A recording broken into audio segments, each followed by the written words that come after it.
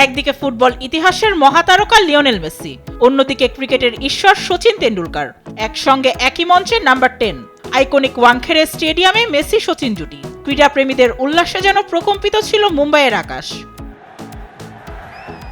দলীয় অর্জন আর মাঠে জাদুকরী পারফরম্যান্সে মুগ্ধতা ছড়িয়েছেন দুইজনই। মেসি সচিনের হাতে উঠেছে পরম আরাধ্যের বিশ্বকাপ ট্রফিও। অনেক ক্রীড়াপ্রেমীদের কাছে ফুটবল মানেই মেসি, ক্রিকেট মানেই সচিন।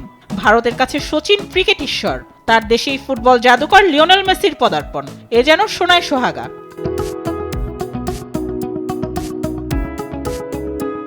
আইকনিক ওয়াংখেড়ে স্টেডিয়ামে বিশ্বকাপ জয়ী মহাতারকাকে দেখতে হাজির হন হাজারো দর্শক। স্বাভাবিকভাবেই সব আয়োজনের মধ্যমণি ছিলেন লিও।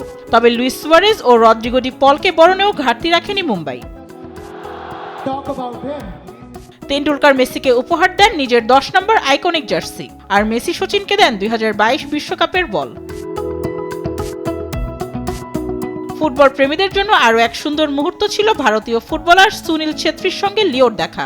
মেসিকে স্বাগত জানান the greatest of all time লেখা জার্সি পরে। ভ্রমণ ক্লান্তি কাটিয়ে মেসি, সুয়ারেজ, ডিপল চেষ্টা করেছেন পুরোটা সময় উপভোগ করতে, গ্যালারির হাজারো দর্শককে বিনোদন দিতে। হায়দ্রাবাদের মতোই কিক মেরে গ্যালারিতে বল পাঠান মেসি, সুয়ারেজরা। হাজারো দর্শকের উল্লাসে তখন কান পাতা দেয়। লিওনেল মেসির সঙ্গে দেখা করতে ছুটে যান বলিউড তারকারাও। কারিনা কাপুর, শহীদ কাপুর, অজয় দেবগন, টাইগার শ্রফ, শিল্পা শেঠিরা ফুটবল জাদুকরকে এক ঝলক দেখতে ছুটে যান সপরিবারে। একটা প্রজন্মকে পায়ের জাদুতে মুগ্ধ করে রাখা ফুটবলারকে কাছ থেকে দেখার সুযোগ কেই বা হাতছাড়া করতে চাইবে। সোমবার দিল্লি সফর দিয়ে শেষ হবে মেসির দ্য গোট ইন্ডিয়া ট্যুর।